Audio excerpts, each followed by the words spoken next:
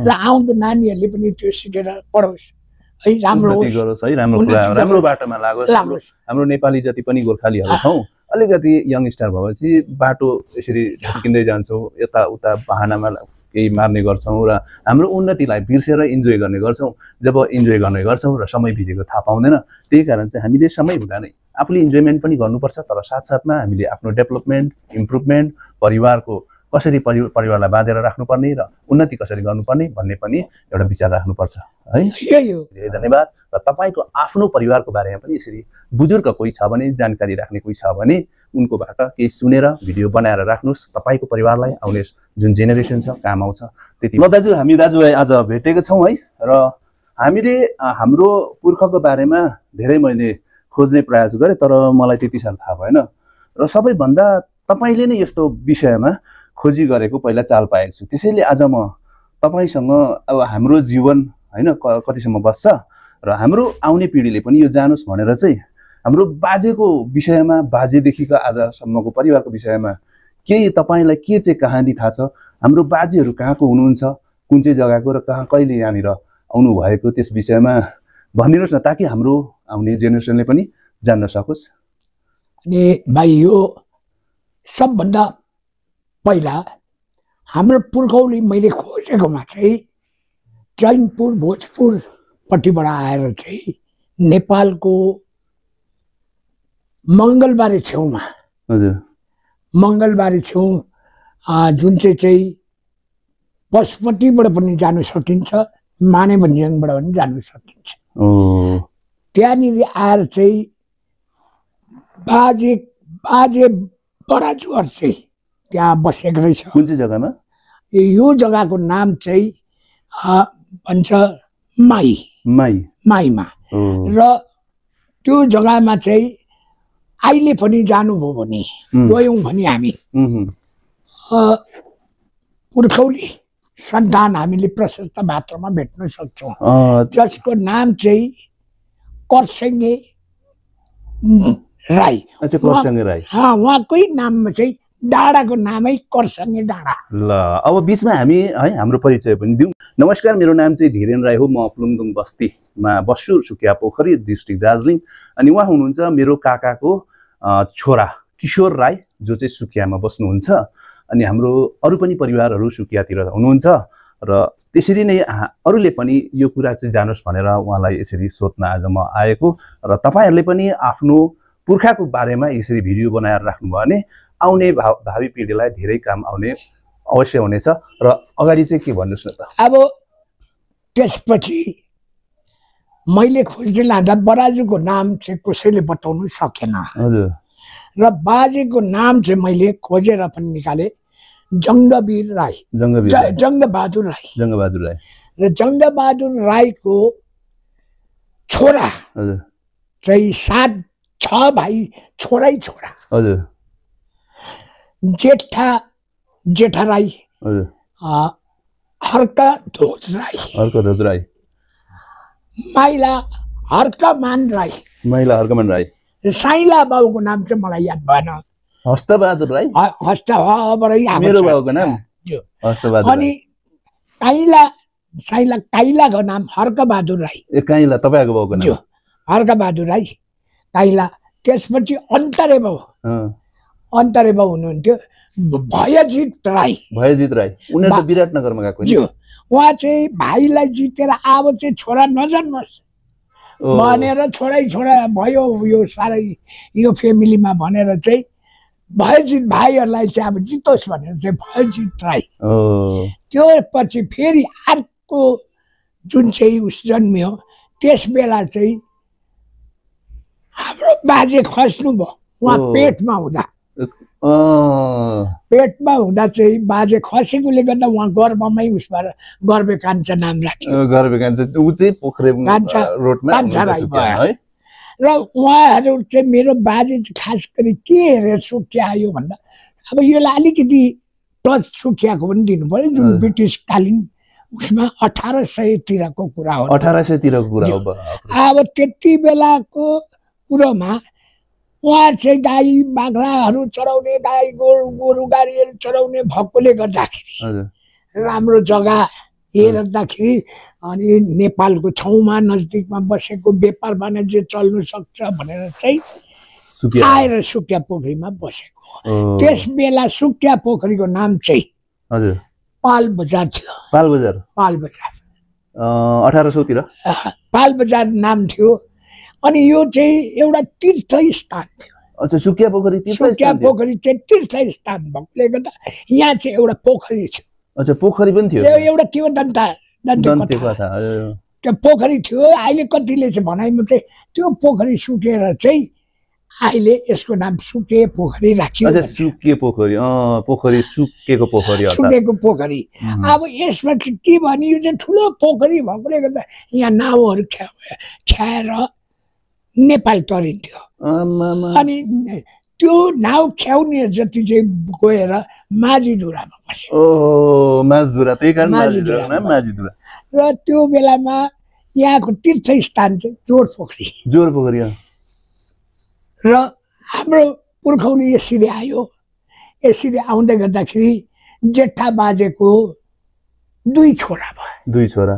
अब जेठा बाजे मतलब हाम्रो बाउको पनि दाजुको हैन, हाम्रो बाबाको जुन हर्क ढोजको चाहिँ 2टा छोरा भयो जेठा, जसको नाम चाहिँ काजीमान र रामबहादुर राई। सुनेको 2 जना। हामीले जसलाई रामे भन्थ्यौं। अनि अब त्यसपछि काजीमान राई उहाँको श्रीमती चाहिँ अर्को मान्छेसँग जाँदा चाहिँ उहाँलाई विरक्त लागेर चाहिँ उहाँ चाहिँ शिलङमा भासिनु भयो। शिलङ हजुर। र उतापट्टि अब यता माइला चाहिँ बस्यो। माइला बाउको चाहिँ छोरा छोरी नभएर एउटा छोरी थियो र माइला बाउको जतिजना बिहा गर्यो त्यतिजना मर्दाखेरि चाहिँ लास्टमा चाहिँ बधाई ल्याइयो। ज्वाइँलाई चाहिँ राणा नबनाउने हिसाबले एउटा राईहरूको एउटा इज्जत राख्नुपर्छ, ज्वाइँ राणा हुनु हुँदैन भनेर चाहिँ बधाई नि दियो। र उहाँ पछि चाहिँ जयजात भएन त्यो।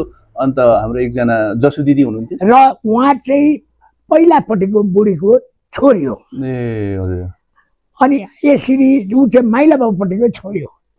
यसरी माइला बाउको सन्तान भयो। साइला बाउपट्टि चाहिँ भाइहरू। साइला बाउपट्टि त म हाम्रो आमाले पापाले 2टा बिहा गर्नुभएको। अनि पहिलापट्टि चाहिँ बिरु दाजु भयो। एकजना सुगा दिदीको नाम के हो? उसको हामी त कान्छी भन्छौँ सुगा दिदी हामी। र अनि त्यहाँदेखि आमा खस्नु ठुलो आमा खस्नु भएपछि चाहिँ हाम्रो आमासँग विवाह गर्नुभएको रहेछ। अनि त्यहाँबाट पनि कतिजना हाम्रो चन्द्र दाजु भइहाल्नु, चन्द्रबहादुर राई जो चाहिँ लोधुमामा बस्नुहुन्थ्यो, अहिले देहान्त हुनुभयो। अनि माइला चाहिँ खस्नु भएको होला। साइला दाजु हामी सानो सानो हुँदै खस्नु भएको। साइला दाजु चाहिँ धन्दोज राई आर्मीमा हुनुहुन्थ्यो, उहाँ पनि आएर उहाँको पनि देहान्त भयो। र म चाहिँ कान्छा, मेरो दिदी जुन हस्त दिदी हुनुहुन्छ होइन, उहाँ चाहिँ रिसियार्डमा हुनुहुन्छ।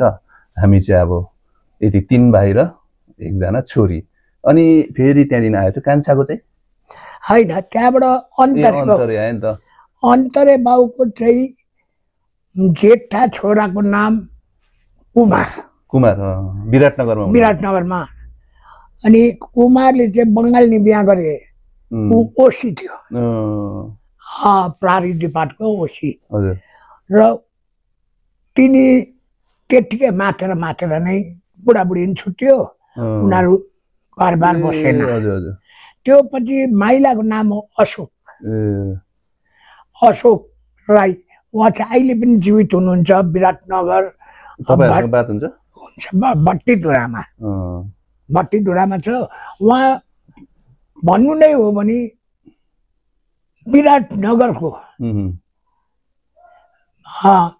त्यस जमानामा पढेर जानेमा एकजना गण्यमान्य व्यक्ति चाहिँ काका हुनुहुन्थ्यो।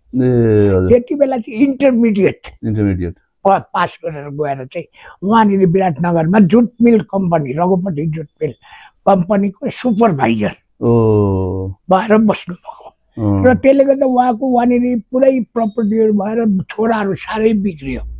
ज्यादा धन भयो, मात्नु थाल्यो, उडाउँदै गयो। अहिले चाहिँ एकैजना भाइ छ।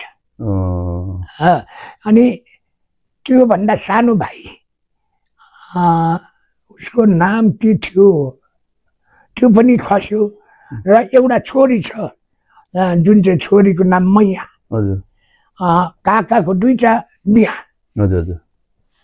जेठी सिमानाबाट ल्याएको कान्छी चाहिँ विराटनगरको प्रधान जेठी चाहिँ राई नै हो र जेठीपट्टि छोराछोरी छैन कान्छीपट्टि 6-7 जना छ तिनी छ अहिले पनि आउजाउ हुइबस्छ ब्रिटिस आर्मीमा छ नाता नातिनीहरू केटा छ अब कान्छा भाउ अन्तिममा मेरो काइला भाउ काइला भाउको जम्मा 3 छोरा तपाईहरुको जो 3 छोरामा जेठा छोरा चाहिँ खस्नु हो त्यसले गर्दा माइला जसको नाम प्रदीप चन्द्र राई अनि किशोर चन्द्र राई कान्छा म भए कमल दाजुको नाम चाहिँ एक्चुअल नाम चाहिँ प्रदीप चन्द्र राई अनि उसको खास नाम हो जन्मको नामै भन्नु हो भने चाहिँ लालबहादुर राई मेरो पुष्पराज राई त्यही कारण यो घरको नाम पनि अलिकति बताइदिरहेको पुष्पकुञ्ज भन्नाले चाहिँ तपाईको नाम मेरो आफ्नो नामले राखिएको अब अर्को आयो छोरीहरू अब जेठा छोरा चाहिँ सानोमा मर्यो त्यसको नाम चाहिँ ललित राई र जेठी छोरी पद्मा राई कालिम्पोङ बिहा भयो अनि उतै खस्यो माइली छोरीको नाम मनकुमारी राई लिजाइल टी स्टेटमा उसको एउटा छोरा छ भिकी राई साइली छोरीको नाम आरती राई जसको बिहा सुकियामा भयो कुमार छेत्रीसँग सर हुनुहुन्छ र उसको जेनेरेसनमा 2 छोरी 1 छोरा अहिले चाहिँ 1 छोरी खस्यो जसको ज्वाइँ चाहिँ अहिले गभर्मेन्ट कलेजको प्रिन्सिपल प्रजल लामा डाक्टर प्रजल लामा र एउटा छोरा चाहिँ साइन्टिस्ट छ इन्डिया साइन्टिस्ट एउटा छोरी चाहिँ यहाँ हाम्रो सुकिया कलेजको इन्चार्ज छ त्यहाँबाट जेठी छोरीको छोरा चाहिँ 2 जना तिनीहरू एउटा बाहिर देशमा छ एउटा सिक्किममा र अब रह्यो छोरा पनि बाहिर देशमा छ अनि छोरा बुहारी चाहिँ बेथानीको मिस गर्नुहुन्छ र उसको 2टा छोरी हाम्रो जेनेरेसनको अब कान्छा पिँढीमा चाहिँ आउँदाखेरि 1 छोरा बिसन राई कान्छा छोराको मतलब गर्वे कान्छा काका हुन्छ चाहिँ 1 छोरी बिसन राई छोरा अनि छोरी 3 छोरी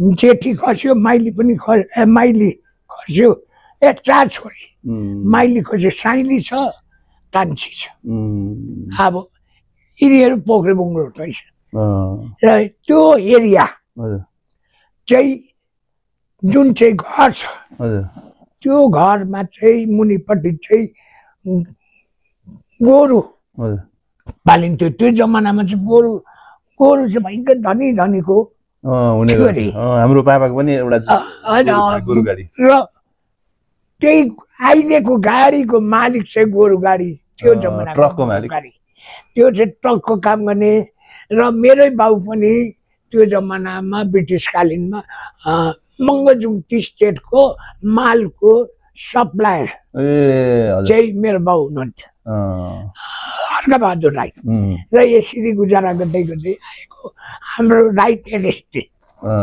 राईको उस चाहिँ सुकियामा गाडिएको कारण चाहिँ गोरु गाडी चलाउनुलाई सुविधा भएकोले गर्दा त्यही कारण त हाम्रो पापाले पनि यहाँबाट पछि अब दोकान पनि थियो भन्छ हाम्रो पापाको अलग होइन तब अब दाजुभाइहरू अलग अलग हिसाब बन्टा भएपछि आफ्नो आफ्नो काम गर्ने भयो बिहा गर्यो है त्यही चाहिँ हाम्रो पापाले पनि त्यहाँनिर दोकान थाप्नु भएको थियो एकदमै स्ट्यान्डमै मोटर स्ट्यान्ड जहाँ चाहिँ छ अनि दोकान पनि थियो भन्छ त्यहाँनिर चाहिँ पापाले चाहिँ गोरु गाडी यहाँबाट चाहिँ अनि एउटा घुमदेखि एउटा कुरो राम्रो के थियो भने हेर्नु हो भने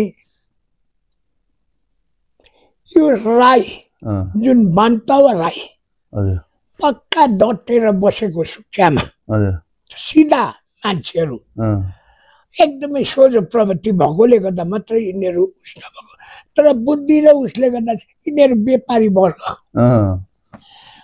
त्यो जमानामा कैयालाई कम्पिट दिएर कैयालाई कम्पिटिसन गर्ने खालको बान्तवराईहरु चाहिँ बान्तवराईहरुको एउटा उस थियो हाम्रो बाजे काका बाउ है सबैमा थियो र अहिलेसम्म पनि त्यसलाई काम कन्टिन्यू राखि नै राखेको छ बिजनेस चाहिँ हाम्रो एउटा पेसा हो भन्ने तर दुःखलाग्दो कुरो के छ भने हाम्रो यहाँ उहिले हामी यहाँनिर मेजोरिटीमा आउँथ्यौँ अब हामी माइनोरिटी हुँदै गयौँ यो दुःख त्यही कारण त यसरी अब भिडियोहरू बनाएर हामीले आफ्नो सन्तानहरूलाई पनि यसो जोड्ने काम गर्यौँ भने चाहिँ राम्रो हुन्छ र यहाँबाट यस्तो खालको भिडियोहरूबाट अरूले पनि यसरी नै हेरेर उनीहरूको विषयमा पनि उनीहरूको बाउ बाजे कहाँ थियो कसरी आउनु भएको थियो उनीहरूको सन्तानहरू कहाँ कहाँ हो कहाँ कहाँ छ अहिले पनि भन्दाखेरि भनेर यसो आफ्नो कम्युनिटीलाई बाँधेर राख्ने काम हुन्छ कि भन्ने हिसाबले मैले आज भिडियो बनाउँदैछु र तपाईले के भन्नुहुन्छ हाम्रो परिवारलाई र हाम्रो परिवार सदैव बाँधेर बसोस् उन्नति गरोस् है मेरो उनीहरूलाई सुझाव छ बाजेर हैन फुटेर हैन जुटेर बस्नु जोडेर बस्नु पर्यो है हजुर अनि ठुलो बडोहरुको कुरो मान्नु पर्यो आशीर्वाद पाउँछ त्यहाँबाट हामीले अरूलाई पनि एउटा नमुना दिनु सकौं एक्जाम्पल दिनु सकौं यही नै हाम्रो सबभन्दा ठुलो कुरा हुन जान्छ अनि हाम्रो बाउबाजेहरु पहिला चाहिँ अलिक व्यापार वाणिज्यतिर मात्र लागेको हुनाले गर्दा आउँदो पिढी चाहिँ म भन्छु एजुकेटेड होस् एजुकेटेड पनि होस् र व्यापार वाणिज्य पनि हुनु जरुरी छ सुक्यामा एउटा गर्वको कुरो म बताइदिन्छु एउटा ऐतिहासिक कुरो नेपालीमा छोरीमा फर्स्ट ग्रेजुएसन गर्ने चाहिँ हाम्रो पेम्ला शेर्पा कहाँको उनी चाहिँ यहाँको भनौँ भने एउटा राजाको छोरी जस्तो या उसको बाउलाई चाहिँ दबाईवाला भन्थ्यो सबैभन्दा धनी मैले सुनेकोमा एउटा नमुना थियो ब्रिटिसकालीन टाइममै पनि र पछि आएर भारत स्वाधीन भएर नि उनीहरू चाहिँ एउटा भैँको जगजग र सेकेन्डमा आउने चाहिँ हर्कबहादुर राईको छोरी पद्मा राई चाहिँ सुक्या पोखरीको दोस्रो ग्रेजुएसन नेपालीमा केटीहरूमा नेपालीमा मात्र होइन अन्य जातिमा पनि त्यो जमानामा पढाउँदैन र हामीले एउटा नमुना दिएको थियौँ भन्ने चाहिँ त्यहाँबाट झल्किन्छ र आउँदो नानीहरूले पनि त्यो सिकेर पढोस् है राम्रो गरोस् है राम्रो बाटोमा लागोस् हाम्रो नेपाली जति पनि गोर्खालीहरू छौँ अलिकति यङ स्टार भएपछि बाटो यसरी झर्किँदै जान्छौँ यताउता बहानामा केही मार्ने गर्छौँ र हाम्रो उन्नतिलाई बिर्सेर इन्जोय गर्ने गर्छौँ जब इन्जोय गर्ने गर्छौँ र समय बितेको थाहा पाउँदैन त्यही कारण चाहिँ हामीले समय हुँदा नै आफूले इन्जोयमेन्ट पनि गर्नुपर्छ तर साथसाथमा हामीले आफ्नो डेभलपमेन्ट इम्प्रुभमेन्ट परिवारको कसरी परिवारलाई बाँधेर राख्नुपर्ने र उन्नति कसरी गर्नुपर्ने भन्ने पनि एउटा विचार राख्नुपर्छ है यही हो त्यति भन्दै आज तपाईलाई पनि मेरो तर्फबाट धेरै धेरै धन्यवाद हजुर यसरी नै हाम्रो सन्तानको एउटा इतिहासलाई बचाइदिनु पर्छ त्यही कारण त मैले यही इतिहासलाई चाहिँ बचाउनु पर्छ है आज जमाना किताब लेख्ने छैन किनभने लेख्यो भने कसैले पढ्दैन बेटर हुन्छ कि भिडियो बनाएर राख्यो भने चाहिँ सुन्छ र यो चाल पाउँछ एउटा हाम्रो इतिहास बाँचेर जाओस् भन्ने हिसाबले चाहिँ बनाउँदैछु तपाईले यति जानकारी दिनुभएकोमा धेरै धेरै धन्यवाद भन्न चाहन्छु मेरो एकदम पूजनीय दाजु है ल आज यतिमै हामी यहाँ भिडियोको अन्त गर्न जाँदैछु र दाजुसँग एकछिन बात गरेर म चाहिँ फेरि आफ्नो गन्तव्यतिर जान्छु तपाईले यो भिडियो हेरिदिनु भएकोमा धेरै धेरै धन्यवाद र तपाईको आफ्नो परिवारको बारेमा पनि यसरी बुजुर्ग कोही छ भने जानकारी राख्ने कोही छ भने उनकोबाट केही सुनेर भिडियो बनाएर राख्नुस् तपाईको परिवारलाई आउने जुन जेनेरेसन छ काम आउँछ त्यति भन्दै आज म धेरै धेरै धन्यवादको साथ तपाईदेखि बिदा लिँदैछु ल दाजु